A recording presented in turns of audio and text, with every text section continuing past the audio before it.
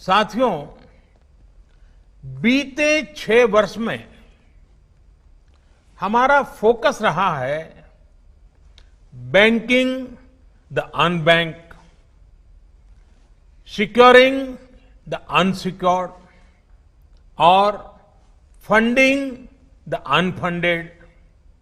आज एक तरह से एक नई यात्रा शुरू हो रही है। ऑनरिंग द ऑनेस्ट, ईमानदार का सम्मान। देश का ईमानदार टैक्स पेयर राष्ट्र निर्माण में बहुत बड़ी भूमिका निभाता है।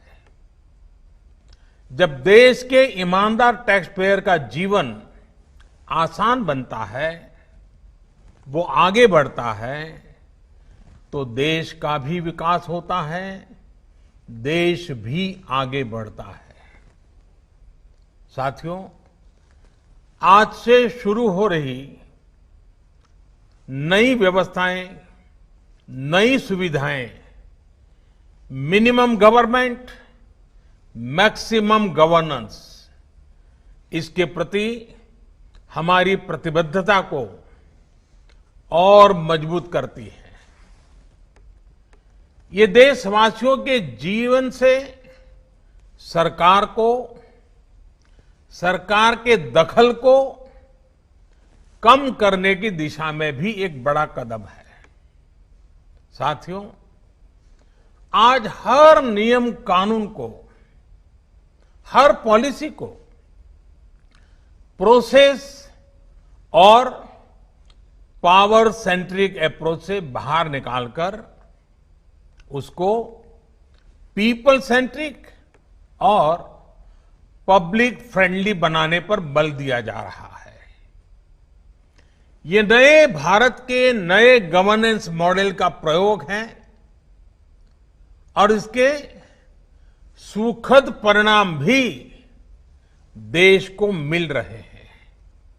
आज हर किसी को ये एहसास हुआ है कि शॉर्टकट्स ठीक नहीं है।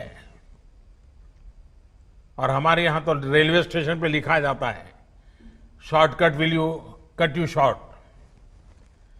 गलत तौर तरीके अपनाना सही नहीं है।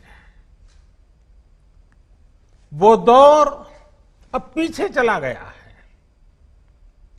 अब देश में माहौल इस ओर आगे बढ़ रहा है कि कर्तव्य भाव को सर्वोपरि रखते हुए सारे काम होने चाहिए। सवाल यह है कि ये बदलाव आखिर कैसे आ रहा है? क्या ये सिर्फ सख्ती से आया है? क्या ये सिर्फ सजा देने से आया है? जी नहीं, बिल्कुल नहीं। इसके अगर मोटे मोटे तौर पर मैं कहूं तो 4 बड़े कारण हैं। पहला, पॉलिसी ड्रिवन गवर्नेंस। जब पॉलिसी स्पष्ट होती है तो ग्रे एरियाज मिनिमम हो जाते हैं और इस कारण व्यापार में, बिजनेस में और सरकार के और निर्णयों में भी डिस्क्रिशन की गुंजाइश कम हो जाती है। दूसरा, सामान्य जन की ईमानदारी पर विश्वास। तीसरा, सरकारी सिस्टम में ह्यूमन इंटरफेस को सीमित करके टेक्नोलॉजी का बड़े स्तर पर उपयोग। आज सरकारी खरीद हो, सरकारी टेंडर हो या सरकारी सेवाओं की डिलीवरी, सब जगह टैग इंटरफेस सर्विस दे रहे हैं।